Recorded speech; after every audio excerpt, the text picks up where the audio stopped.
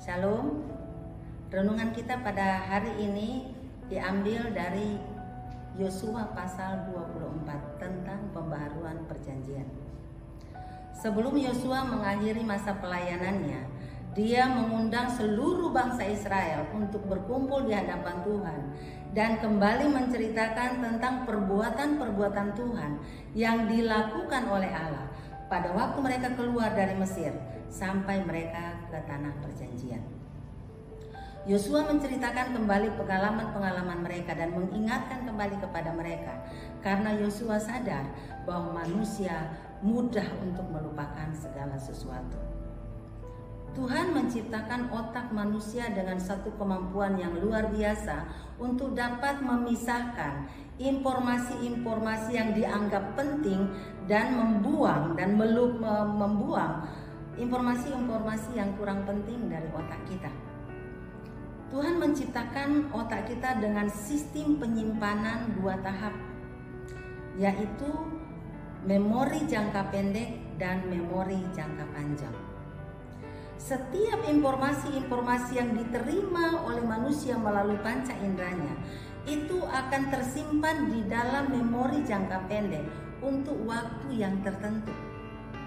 Tetapi dari informasi-informasi yang masuk ini, sebahagian yang akan tersimpan di dalam memori jangka panjang dan sebahagian akan terbuang begitu saja dan akan dilupakan.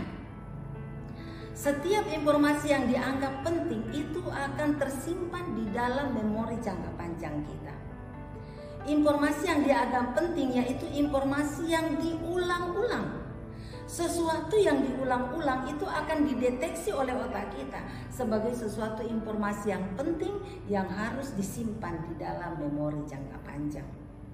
Atau sesuatu yang sangat berkesan di dalam kehidupan kita, pengalaman-pengalaman yang sangat berkesan itu akan terdeteksi sebagai informasi yang penting yang akhirnya akan tersimpan di dalam memori jangka panjang kita. Semua informasi yang sudah tersimpan di dalam memori jangka panjang kita itu bisa muncul kembali dan akan kita ingat kembali pada saat ada peristiwa-peristiwa atau ada informasi-informasi baru yang berkaitan dengan informasi itu. Contoh, kalau saya berbicara tentang istri Lot, maka orang-orang yang pernah duduk di sekolah minggu atau orang-orang Kristen yang mendengar kata itu pasti akan teringat tentang peristiwa Sodom dan Gomora. Anak-anak sekolah minggu langsung akan teringat dengan tiang garam. Tetapi orang yang tidak pernah mendengar cerita itu tidak akan punya bayangan apa-apa.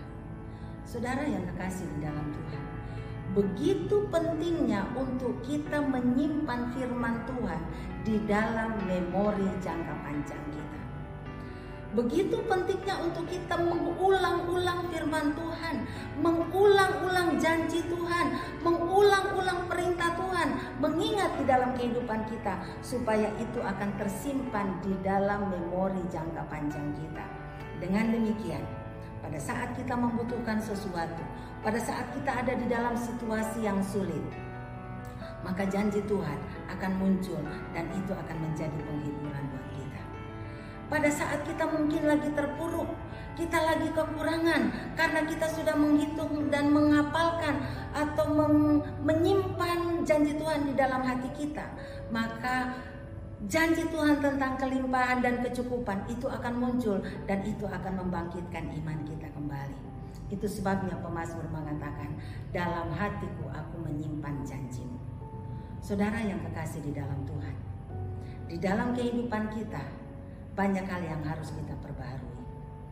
Antara lain, suami istri perlu kembali mengulang-ulang, mengingat kembali, menghafal kembali ikrar nikah mereka. Supaya kalau ada konflik di dalam rumah tangga, langsung ingat, oh iya, saya sudah berjanji hanya maut yang dapat memisahkan kita. Pada saat kita kekurangan, kita langsung ingat, Tuhan akan menolong kita dan mencukupi kebutuhan kita. Saudara, mari kita selalu memperbaharui janji kita dengan Tuhan, memperbaharui janji kita dengan pasangan kita, memperbaharui komitmen kita untuk melayani Tuhan, dan terus menyimpan janji Tuhan di dalam hati kita dengan cara mengulang-ulang.